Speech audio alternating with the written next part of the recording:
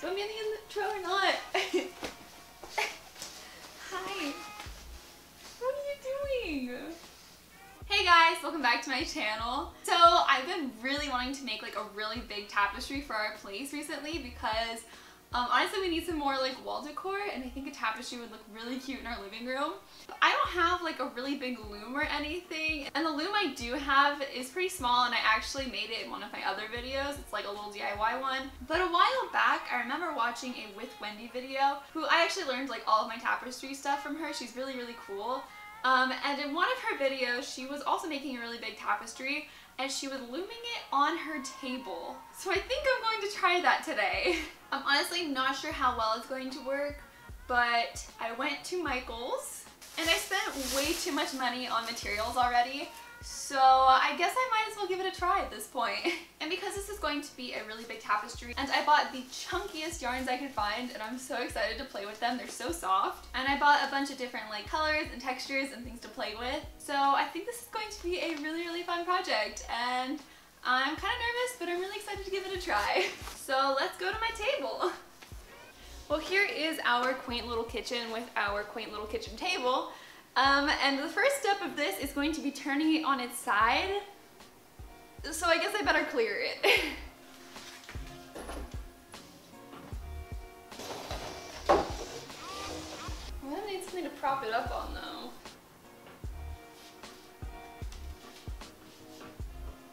Okay, that wasn't that bad. Alright, well this is kind of the setup. I just placed a little piece of wood here so that we have a little bit of room underneath the leg, so it's easier to like put the rope on it. So for the strings that go here to like weave everything on, I have this twine that I'm going to be using because this doesn't have any stretch to it, so it's going to make sure that everything holds nice and tight in place. And this one I actually just got it at Lowe's, so I'm just going to wind it over the legs back and forth. This is honestly one of my favorite parts of being moved out, is I can get up to like weird things in my apartment by myself, and like honestly my brother doesn't really care, so I can kind of do whatever I want. Except that he's not gonna have a dining table for a while, which he agreed to, but still, pretty cool. And to make sure our strings are nice and tight, you pull one up while pulling the other one down, and you'll see how much extra string we have when we start to tighten these up, because it'll start to get really loose on the other side. And then I'm going to cut it and tie it off.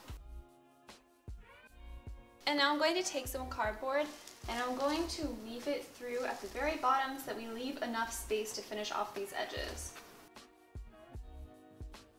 And this is also going to help make all of the threads flat because it's forcing them all into one row. And now that this is all set up, we can start weaving. For the first few rows, I'm going to be using this rope I again got at Lowe's because it has no stretch, so it's going to make sure that the bottom is really secure. And to weave, you just go in and out, back and forth between all of these strings. And once we reach the end, we're going to loop it around and bring it back the alternating way so that they start to link together. And when you start off weaving, you just want to make sure that you leave a little bit of a long tail because we're going to finish up those edges at the end. Also with weaving, as you kind of start to see in this video, my yarn gets really tangled and it was harder to work with and force it through these threads. So one thing you can do to keep all of your yarns nice and organized and make it a lot easier to work with is to take some cardboard and cut out some pieces that are this shape, and then you're just going to wind some yarn around this piece, and then it'll make it a lot easier to weave between the strands because it'll be a lot thinner.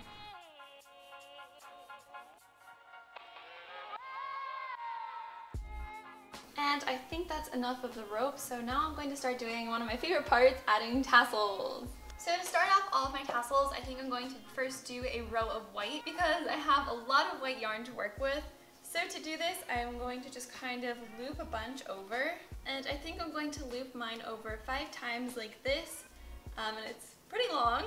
And to make our tassels, I folded this in half so we know where the middle is, and then I'm going to take 2 of the strings next to each other and loop it around one side, bring it down, loop it around the other, and then just push these down like that.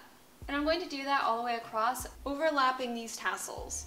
And I think I want this actually a little bit thicker, so maybe I will go for 7 on each strand. And once my white row is done, I think I'm going to do a few rows of some colored ones, kind of mismatched around to give it some more dimension. On my really thick yarns too, I had a lot of fun separating some of the fibers and leaving some of the other ones all tangled up. And this is something I did throughout my tapestry because unwinding the fibers can actually make it look like a totally different kind of yarn. And after I finished my colored rows, I also added some more rows of the white to kind of fill in the gaps and give me a totally straight line to start with. Then from there, I just started weaving pretty much the same way that we did the bottom part, but this time instead of making full rows all the way across, I started making these smaller sections that had some kind of rounded edges and some sort of, funky shapes to kind of start building up the tapestry base. And this time while I was weaving, I was trying really hard to get more natural shapes instead of like really hard edges or like really straight circles. But I also wanted to use a bunch of different textures and thicknesses of yarn. So to do this without creating a bunch of really big gaps in my tapestry, what you're basically going to do is you're going to want to have your strings kind of overlapping around the same string. So while I was weaving the next section to kind of connect with the first piece, I was lifting up sections of it and weaving the yarn through the string that the last part of the tapestry was on, and then placing it down and doing a few rows like that until it was about the same thickness as the last piece, and then lifting up the next section and building it up until it was about the same thickness, putting it down, and repeating that throughout.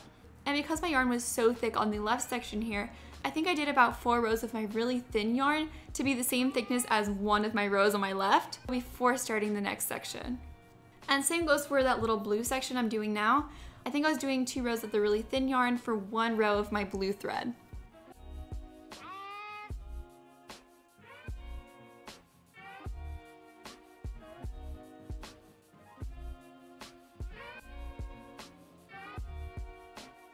And there's a bunch of different ways that you can weave. One of the other techniques I used here is I was just, instead of weaving it back and forth between my threads, I was actually taking my yarn and looping it around it. And this effect is going to make it look almost like a braid.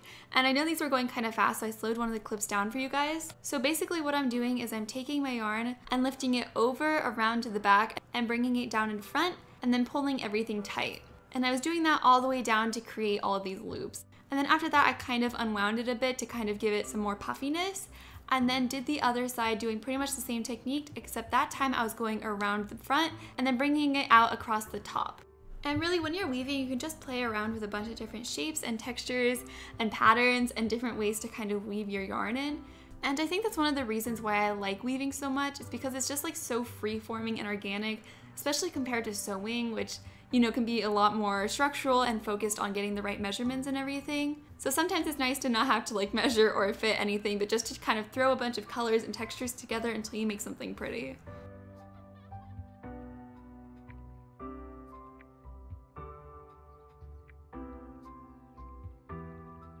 This tapestry, especially compared to my last one, is definitely a lot more loose and not so like structural feeling, because I tend to like really want to create like harsh lines and shapes, but that's not actually like the look that I end up wanting. So for this one, instead of making straight lines, I was really focused on getting more curves and natural looking shapes. And so one of the techniques that I found helpful was not always creating full rows. Sometimes I would make a long row, sometimes it was a short one, and it's okay to like mix and match those. So like a long one, short one, long one, short one, because it'll start to make it more dense in the middle and it'll kind of round out to the edges. And then to make it even smoother, sometimes I would add a few rows on the top all the way across to make it one solid line. So here I'm going to show you guys another one of the techniques I was using quite a bit, and it's to make these fun loops. So I know there's a few different techniques that you can do this, but this is the one that I kind of made up myself that I find the easiest. And the way you do it is you take your yarn in front of one of your strings, and then you're going to put your finger behind your string and pinch it and bring it to the front. And you're just going to pull it down and tighten it with the remaining string until it's the length that you want. And then on top of that, to kind of secure it, you're going to do 3 rows of just regular back and forth weaving. And then you can go ahead and add another loopy row on top and just repeat that until you have as many as you want.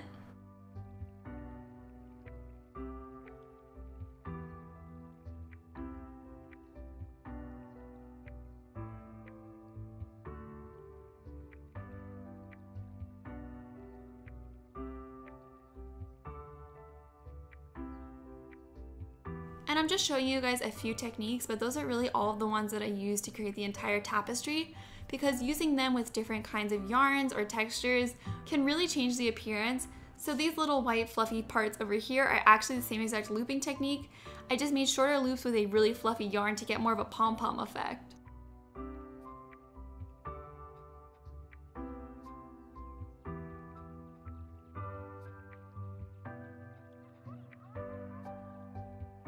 And then this little section here is the same exact tassel method from the beginning.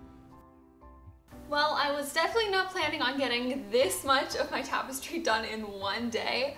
But the same night that I started it, I actually had D&D that night. So I was just kind of jamming on it and like not even processing, and I got most of it done somehow. Like, I was worried this project might take me like a week or so, but I made a lot of progress.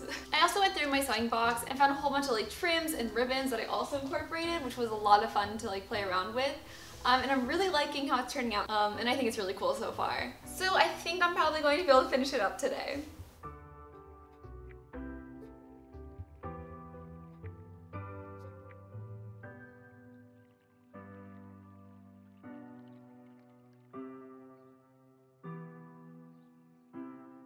I thought this back view was kind of helpful to give you guys another perspective without my hands in the way, so you guys can get a better idea of what the weaving process looks like. And again, I thought this was a really good demonstration of how I kind of interlock all of my different weavings to make them all one piece without any holes in it.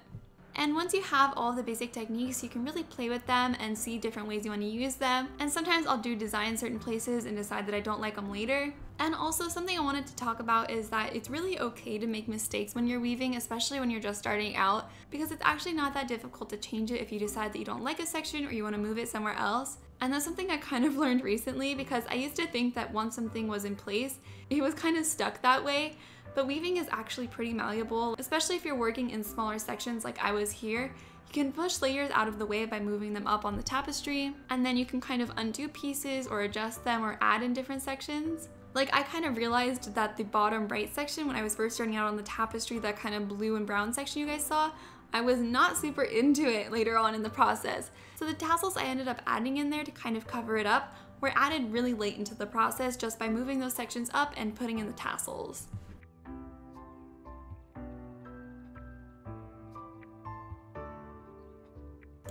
And once you start to reach the top of your tapestry, you're going to want to do just some back and forth of straight rows to kind of give it a sturdy finish. And this is where I decided to stop my tapestry, and this is what it looked like on the front, and this is what it looked like on the back. And it is very messy, I know. So the next step in the process is going to be finishing up all of these raw edges we have left. And so to tuck away all of these strings, I am using a crochet hook. That's the easiest method I found this time because my yarns were so thick. But I've also used like those big plastic needles in the past. But what you're going to do is you're going to take your crochet hook and put it through just the back layers of the tapestry, and then you're going to grab the string that you're trying to finish up and pull it through a few different times until you feel like it's pretty sturdy, and then you're just going to go ahead and cut it off. And honestly, here I did it probably more times than I needed to. Just the 2 back and forth would have been fine. With the really big yarns on my tapestry, I found the easiest method was to separate the ones that I could into 2 smaller sections and then weave those sections individually and either cut them, or if I didn't feel like going very far down, I actually did tie some of them into just a knot together, which I don't think is the proper technique, but it does work if you're not too picky. And that is the same method you're going to use for all of your pieces with your big and small yarns, but it can be a little bit trickier to hide the really thick ones. You want to make sure you're doing it in either a section that has the same color palette or that also has really thick yarns.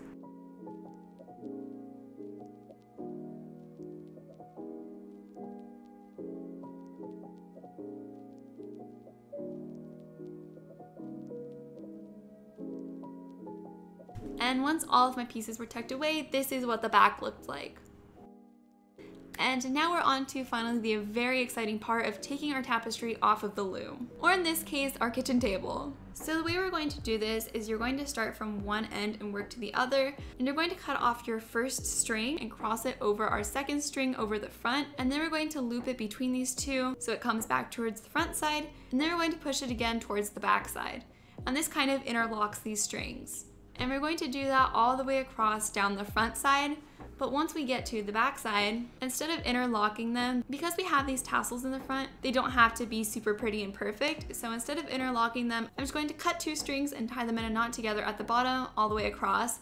And you can either go ahead and trim the bottom ones, or you can just go ahead and leave them long like I did, because again, the tassels are just going to cover them. And now that our tapestry is fully off of the loom, we still have to finish up the top. So again, we're basically going to finish all these strings the way we did on the back by just weaving them through the back layers of the tapestry.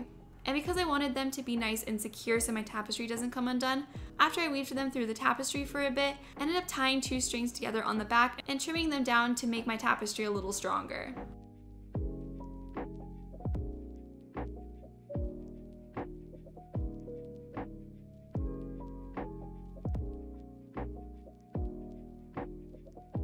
And that's how you finish all of the raw edges on the tapestry. But now to hang it up, I'm going to take another piece of string and a little dowel rod. This one I just got at Home Depot and cut it to the length that I wanted. And I'm going to tie my string to one end of my tapestry and again kind of lace it through the back and cut it off so you don't see it.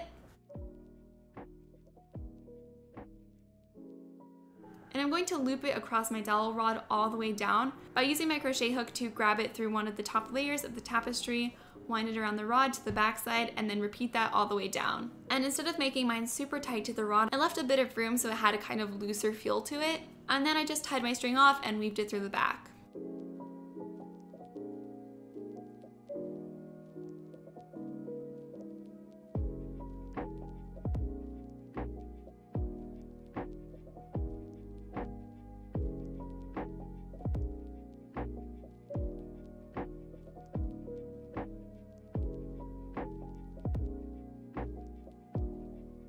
Well, here is the finished tapestry, and I am really happy with how it turned out.